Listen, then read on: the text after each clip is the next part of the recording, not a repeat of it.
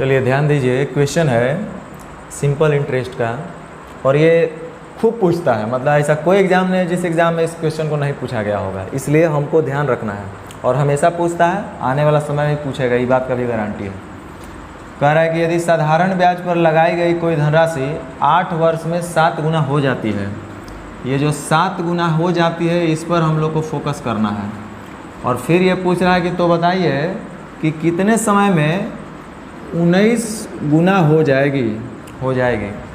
7 गुना होने का मतलब क्या है? देखिए, बहुत तरीके से इसको बनाया जा सकता है, लेकिन हम ज़्यादा तरीका के चक्कर में नहीं जाना चाहते हैं। जो सबसे बेस्ट तरीका हो सकता है उस पर हम बात करना चाहते हैं।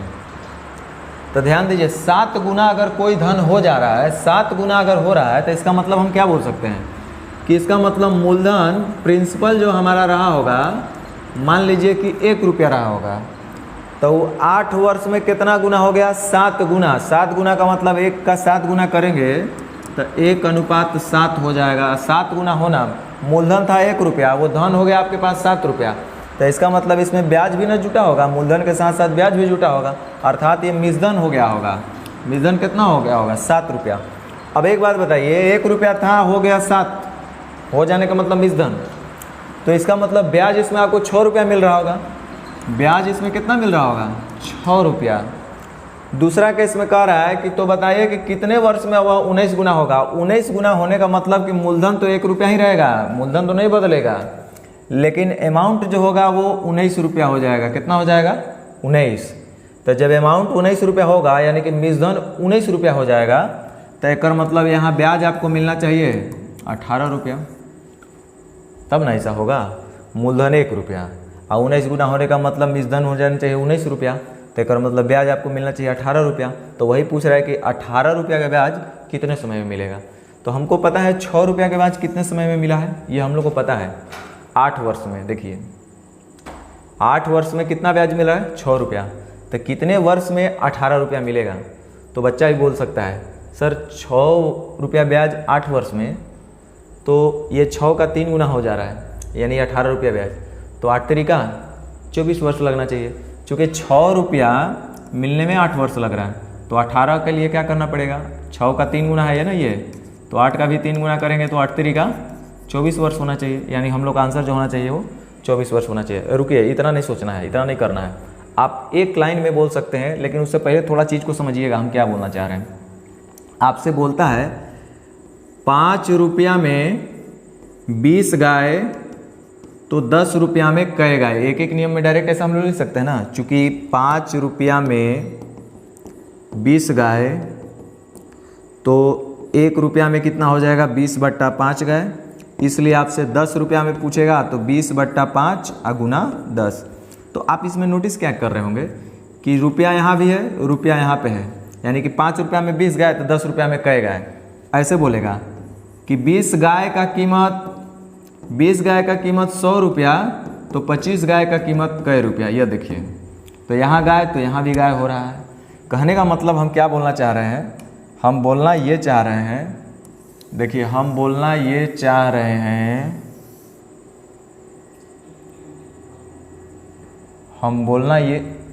हैं,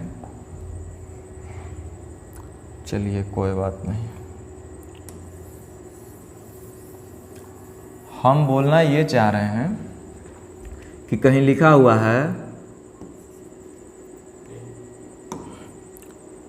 कि 500 लड़का के पास 500 लड़का जो है उसके पास 100 आम है, तो 20 लड़का के पास कै आम होगा, ऐसा। तो देखो यहाँ लड़का, यहाँ भी लड़का। इसका मतलब एक वर्ड में हम बोल सकते हैं कि ये दोनों का यूनिट सेम रहेगा। एक एक नियम में अगर डायरेक्ट हम लोग लिखना चाहें तो हम ये कॉन्सेप्ट का यूज करके थोड़ा सा डायरेक्ट हम लोग लिखते हैं। डायरेक्ट क्या, पहले एक एक नियम से फिर से इसको हम समझा देते हैं। ये लिखा है 8 वर्ष में 7 गुना। कहने का मतलब है कि 7 गुना का मतलब मूलधन होगा 1, तो मिश्रधन हुआ 7, यानी ब्याज मिला होगा 6 रुपया। ये जो हम लिखे हैं, इसका मतलब हम समझ सकते हैं कि 6 रुपया का ब्याज जो आपको मिल रहा है, 6 रुपया का ब्याज जो आपको मिल रहा है, वो मिल रहा है आपको 8 वर्ष में। तो तो हमको पता है 1 रुपया का ब्याज कितने समय में मिलेगा, 8/6 वर्ष में। और हमको कितने ब्याज चाहिए, 19 गुना होने का मतलब हमको 18 रुपये का ब्याज चाहिए। तो इसलिए 18 रुपये का ब्याज कितने समय में मिलेगा, तो आप बोलेंगे 8/6 गुने 18, 36 18 8 3 का 24। लेकिन बाबू इतना जब करेंगे तो फिर क्या मतलब रह गया, ये तो क्लास 3 का बच्चा भी कर लेता है इतना। आपको यहाँ पे डायरेक्ट आना चाहिए। तो यहाँ पे डायरेक्ट हम लोग कैसे आएंगे, तो अभी हम आपको बताए थे कि यहाँ पे डायरेक्ट हम लोग कैसे आएंगे। हम डायरेक्ट ये बोले कि आप सीधा ये बोलिए कि 7 गुना का मतलब 6 रुपया ब्याज होना चाहिए, और 6 रुपया ब्याज मिलने में आपको लग रहा है 8 साल।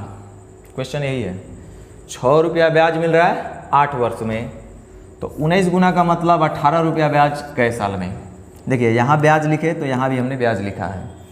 तो 6 रुपया का ब्याज 8 वर्ष में, तो 18 रुपये का ब्याज कै वर्ष में, तो 36 18 और 8 3 का 24। एक लाइन में ऐसे करेंगे, ज़्यादा नहीं करना है। कहीं आपसे क्वेश्चन बोल देगा, मान लो कहीं ऐसे आपसे यहाँ पे डेटा हम चेंज कर देते हैं। मान लो लिखता कि 10 वर्ष में कोई धन 9 गुना हो जाता है, कितना, 9 गुना।